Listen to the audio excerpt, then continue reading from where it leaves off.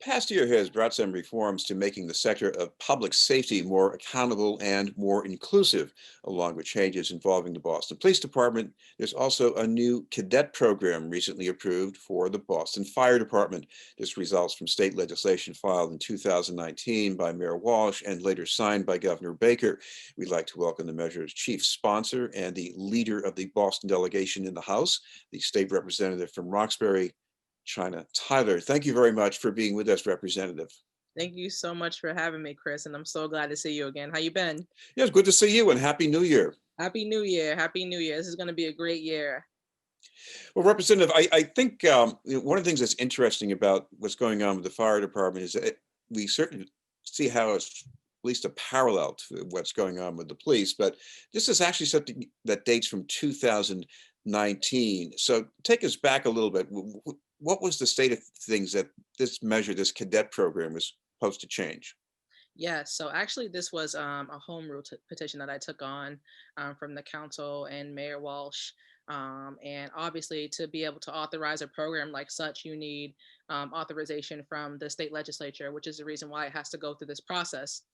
And so talk about the state of 2019. I mean, I don't think very much has changed today, and that the annual wealth gap, the wealth gap between any Black family and their white counterpart is extremely wide.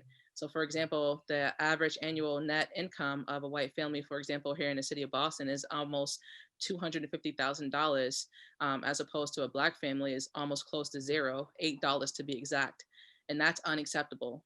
And in order for me to properly legislate and to make sure that I'm doing my job and delivering for the people of the Commonwealth, particularly in the city of Boston, which is what I represent, I have to make sure that I create pathways of upward mobility for Boston residents to be able to continue to live in a city that we love here in the city of Boston. And the Fire Cadet program is one of those opportunities that we were successfully able to get signed by Governor Baker. So I'm extremely grateful for this opportunity. Well, as of at least one recent figure, I think the fire department in Boston was 72% white. And maybe the main way to get on was to take advantage of veterans' preference. So how dramatic is this cadet program as far as changing that? Super dramatic. I mean, and the reason why it is such is because it is going the individuals or the group of individuals that were very hands-on in making sure that this cadet program became was signed by Governor Baker is the Boston Society of the Vulcans. And if you don't know them, I definitely recommend that you reach out and get to know them. They are a group of very, very professional Black firefighters who are on the ground and understand firsthand what it looks like to be the only, for example, Black person in the environment that you work in. And so not only does that, not do well for your mental health and wellness, but it just is not a reflection of the city of Boston. Boston is not 75% white male, and we need to do better at making sure that our workforces reflect the city of Boston and providing more opportunities for people in the city of Boston to, create to have a better income. Well, I know a cadet program is something like what we have in the police department already, Yes. but what goes on in a cadet program exactly? So a cadet program, I'm really excited that you asked me that. I had an opportunity to actually go out to Moon Island to witness what some of the firefighters do. And the cadet program pretty much does two things.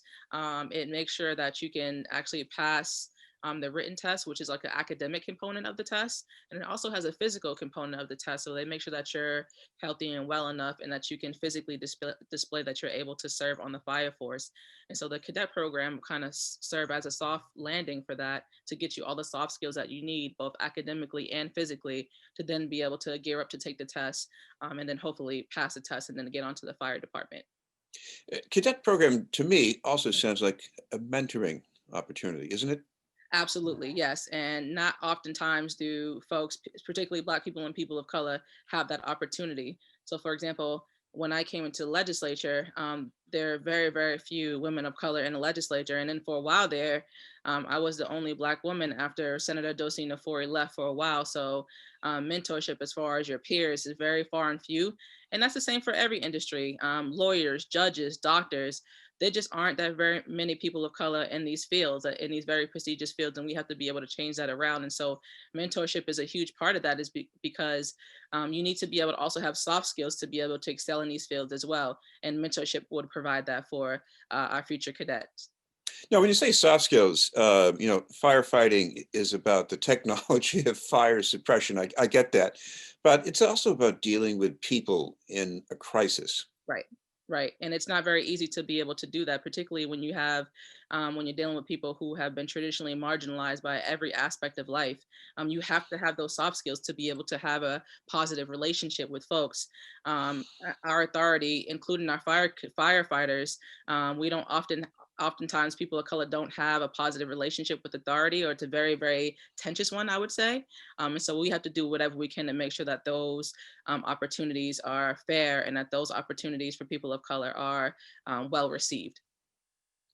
Now, the way this program is designed, maybe we should tell our viewers a little more about it in case they're interested, because I guess there's an age group that's involved and maybe a bit of a process for being eligible.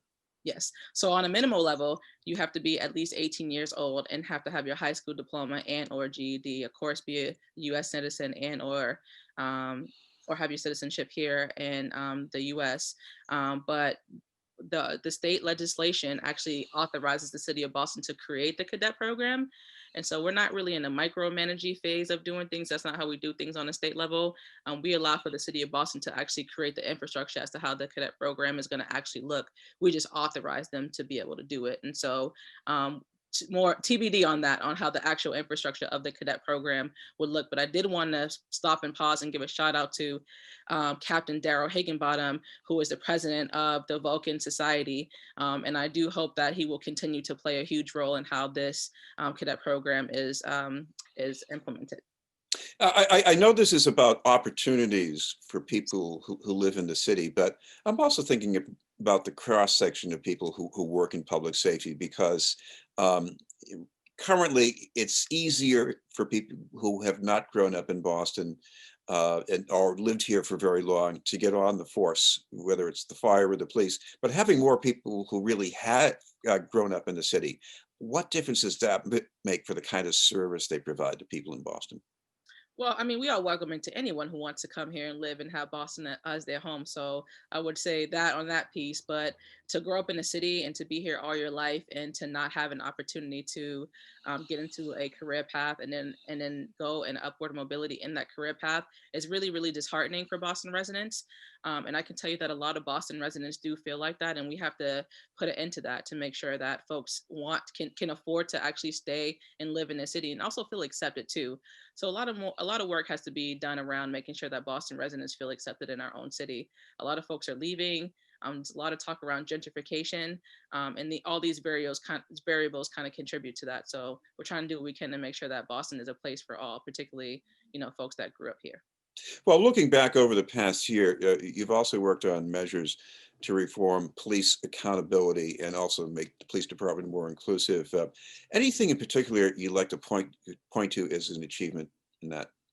So I would like to point out that this was a collective effort across all government, federal, state, and city, where the electeds of color begin the process of actually crafting a police reform bill on the stairs of the Massachusetts State House, and we came up with 10 things that we wanted to implement or pass or get signed by Governor Baker and or signed by the president or signed by the mayor on the city level, that we thought would bring equitable change when it comes to the interaction between our people, Black people and people of color, and authority.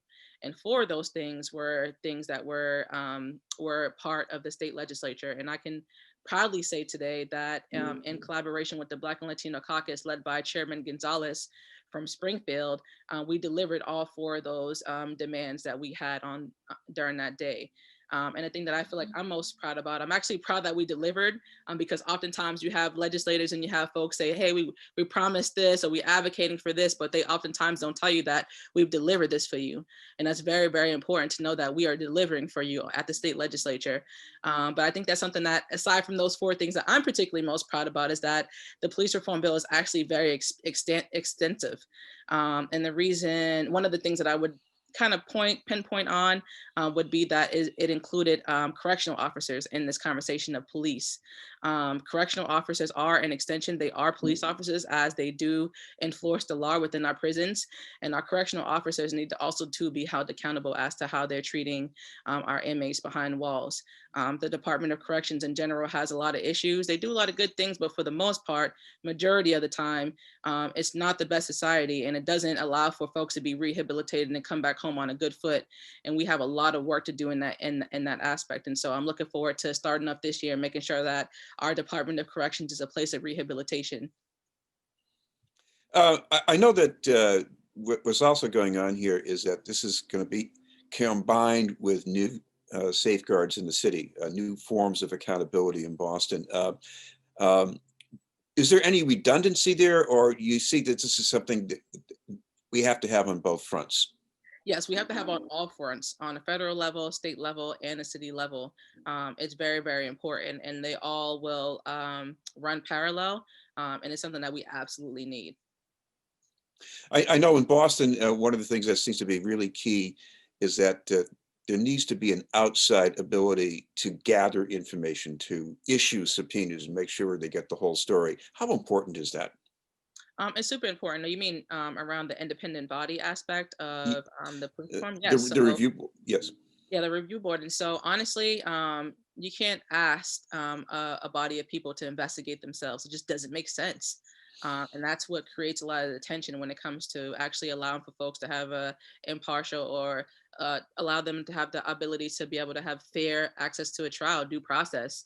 And so we need to absolutely have an independent body to be able to investigate. And so the post board, which stands for Police Officer Standards and Training, is that independent board that we delivered on a state level that you will see very, very soon. All right. Well, thank you very much for taking the time to join us. Thank you so much, Chris. I appreciate every time you reach out to me and engage, and I look forward to coming back. Always good to have you with us. Thank State you. Representative China Tyler. We'll have more news in just a moment.